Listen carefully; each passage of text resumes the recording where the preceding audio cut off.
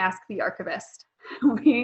We are here to help. That is the primary point of roles like mine.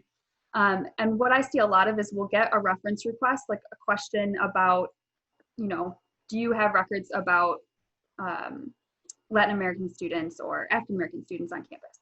And if you just send that question, I can't really do that much to help you. Like I can say, yes, we do, you're welcome to come look at it.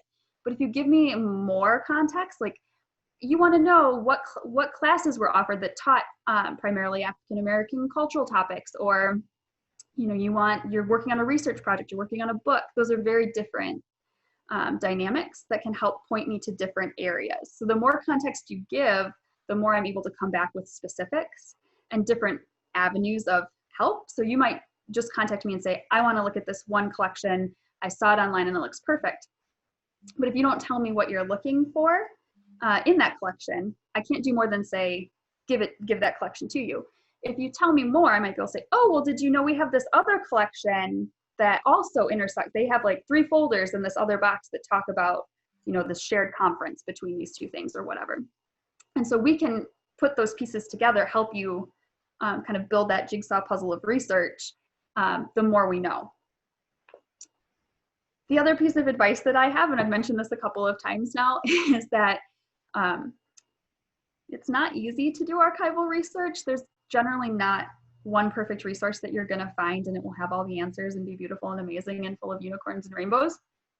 So a lot of what archival research is really boring and frustrating, because you spend a lot of time going through folders and boxes and books and thinking, well, this is sort of helpful, but maybe it's not quite what I was looking for. I guess, well, I could go down this other path of research, but maybe that's not really what I want to get at, or maybe it is, and it can be hard to decide. And so when you're finding stuff, it's really exciting and it's really amazing feeling, but there's a lot of time for every one thing that you find that's amazing where you're not finding anything, and it can be really frustrating.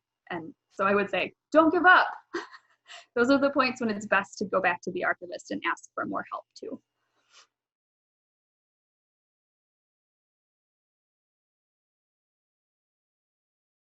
So I teach classes to undergraduate students pretty frequently about using primary sources, and probably the biggest issue I see is bias. Identifying and understanding bias in primary sources. I think we all have this tendency to think that because it was maybe a first-hand account that's equal to the truth, or it was written at a particular time, so that's exactly what happened. And that's generally never the case. Pretty much everything has bias to it. And so when I think about working with primary sources, I think about wanting students to be able to recognize that there is bias at play in the materials, no matter what they are.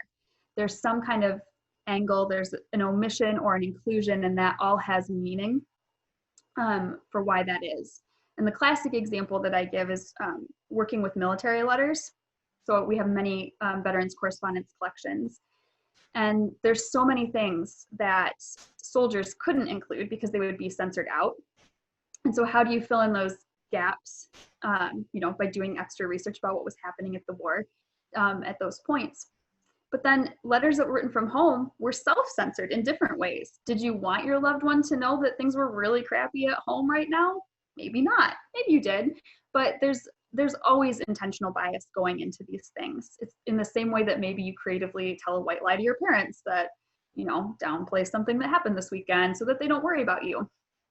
It's just those kinds of little biases are just as big as like the very blatantly obvious, like pro-slavery newspaper headlines, those kinds of things. So it's looking for it no matter what source you're in.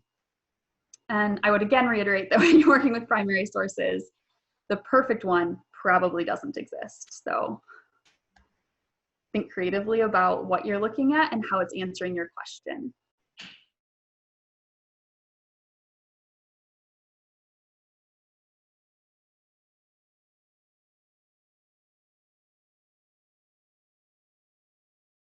I love ephemera personally. I find it just so fun because the point of ephemera is that it's not meant to last. So when I think of ephemera, I'm thinking of things like flyers, ticket stubs, pieces of swag that are created for like a one-time event. And so when you find those things, I get like this weird nerdy thrill out of it because it's like some rebellious person decided to keep that. And now we know more about things that we wouldn't have known about otherwise. So when I think about digitized ephemera, I think it's really an insight into culture and into what was important to the particular collector.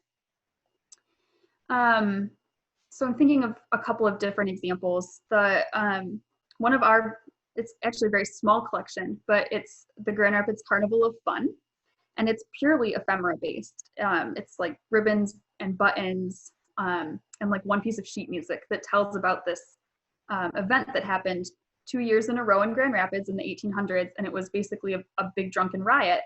I shouldn't say riot. It was a big drunken party that led to some like law enforcement issues, and that's why it didn't keep happening. And they have all of this crazy imagery that's maybe a little bit racist, maybe a little bit political, and so all of these things tell us about the culture in that particular time period of the late 1800s and what was going on by looking at what kinds of representation were they doing on their swag for this big party.